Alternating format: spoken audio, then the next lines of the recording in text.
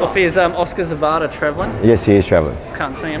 No, he'll be here. He's still got 5 minutes to go, so he's travelling with the team. Okay, so he came off with a bit of a hip complaint, but that wasn't... No, all good. He got through training this week, so he's good to go. All good to play 90 minutes? Definitely. Okay, and so 2 games to go. Well, then 1 win will but secure the team in the playoffs. Would you like to get the job done tomorrow night? Yeah, look, we prepared the team to go and play against Western Sydney to win the game. So hopefully the boys will go out there and do a job. I think it's very important that we play well and get the result at the same time, but also, you know, these are the games that you want to be involved in. They have a lot of meaning, you know, to where we could end up. So, you know, the players have worked well this week, and hopefully they can perform, and like I said, and get the result. Are you worried the team's not going to make the playoffs? No, not at all. Hasn't no thought process like that. The great thing is we put ourselves in a good situation, in a good position, and everything's in our hands. And how important is it not to let it go down to that final game of the season?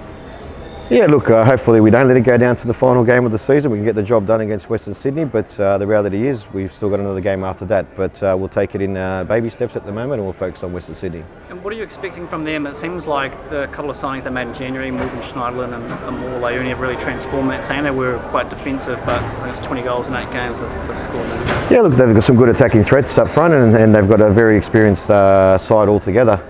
You know, their captain will be back for this game as well, so it's not going to be an easy game. I think the last time we played them, we conceded a goal from another set piece that went straight through everybody. Look, for me, it's most important what we do again and how we do things with and without the ball, and if we go with the right mindset, I think we can get something out of it. Yeah, Marcelo's known to sort of get under players' skin, even in the last game. I know him and I think he put Ollie in a headlock after the game when he was refusing to shake everyone's hands. But what's sort of the message to your players around not letting him sort of get in their heads?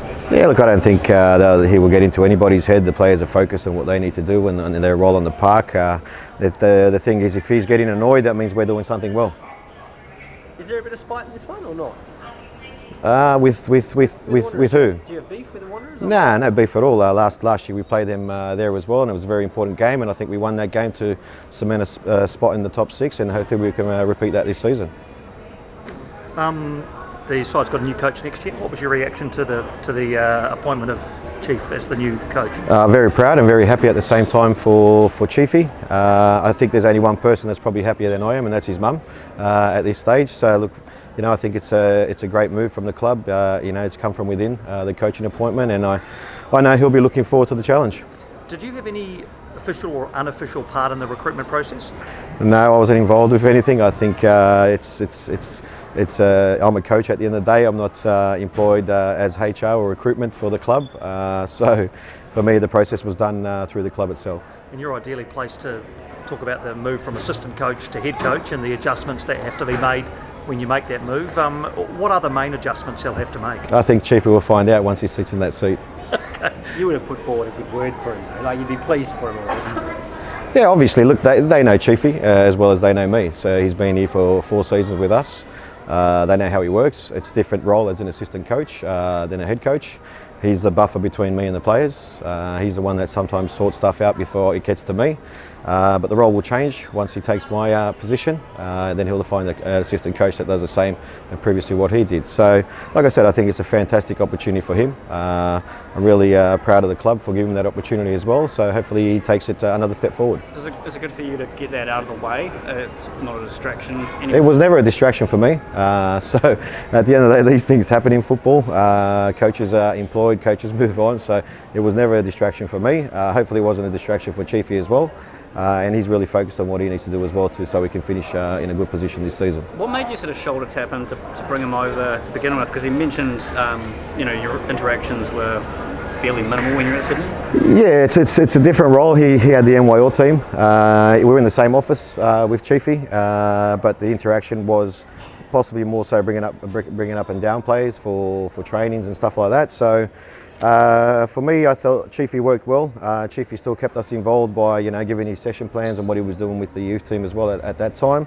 So I really liked the way Chiefy worked, and the opportunity came to bring him across as an analyst and a second assistant at the same time. And I think together we've progressed well.